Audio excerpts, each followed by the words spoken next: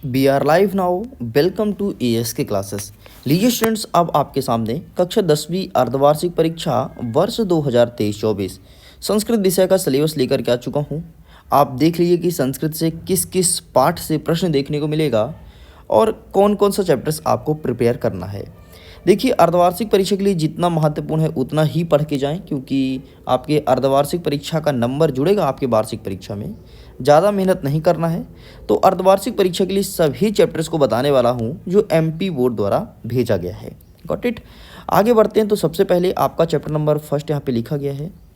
इसी सिलसिले में व्याकरण खंड से मैं बात करूँ तो वर्ण विचार से प्रश्न देखने को मिलेगा और वर्णन एवं परिभाषा प्रकाशन से प्रश्न देखने को मिलेगा। संधि वगैरह भी आपको प्रिपेयर करना है, ये व्याकरण खंड का ही एक पार्ट है। आगे बढ़ते हैं तो जुलाई माह का चैप्टर नंबर सेकंड, चैप्टर का नाम यहाँ पर लिखा गया है, एंड चैप्टर नंबर फोर्थ को प्रिपेयर करना है, अभी थर्ड को स्किप करना। यदि व्याकरण से बात करूँ तो संधि, जैसे कि मैंने ऊपर ही बता चुका है। शब्द रूप तो सामान्य परिचय, शब्द रूप से इस बार प्रश्न नहीं आ रहे हैं, टेंशन मतलब ये वार्षिक में आएगा, मैं कन्फर्म कर दूंगा। अपठित गद्यांश और अपठित काव्यांश, ठीक ध्यान सुन लो, अपठित गद्यांश और अपठित काव्यांश से प्रश्न देखने को मिलेगा। जो कि अपठित गद्यांश आपकी किताब से संबंधित नहीं होता है, ये कहीं बाहर से पूछा जाता है। फिर बच्चों के मन में होता है कि सर हम इसे प्रिपेयर कैसे करें, कैसे इसकी प्रिपरेशन करें।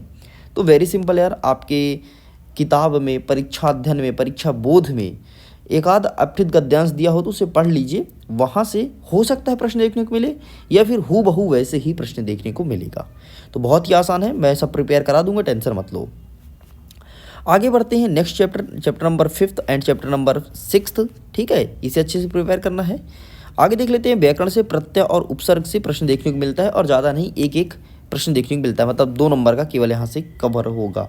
यदि मैं निबंध से बात करूँ तो फिक्स है, संस्कृत भाषा के ऊपर निबंध अच्छे से प्रिपेयर कर लो, यही तुम्हारी परीक्षा में आएगा।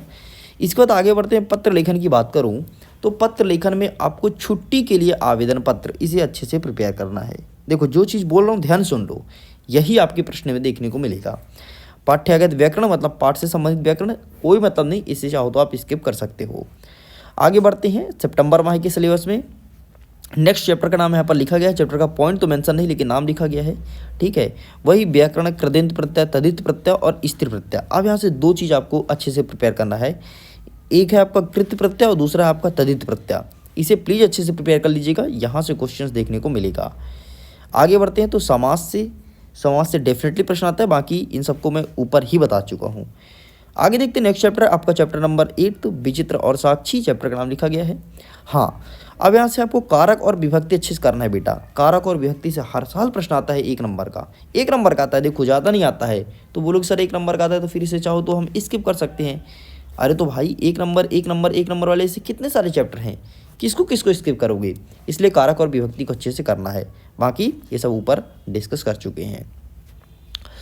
आगे देख लेते हैं अध्याय 9, ठीक है। और व्याकरण से बात करूँ तो वाच्य परिवर्तन, रचना प्रकार, पत्रम, निबंध, ये सब ऊपर डिस्कस कर चुका हूँ। सूक्तियाँ अच्छे से प्रिपेयर कर लेना, ये आपका अंतिम चैप्टर है, यहाँ से ही प्रश्न देखने को मिलता है, तो इन सब का आप फोटो खींच लो।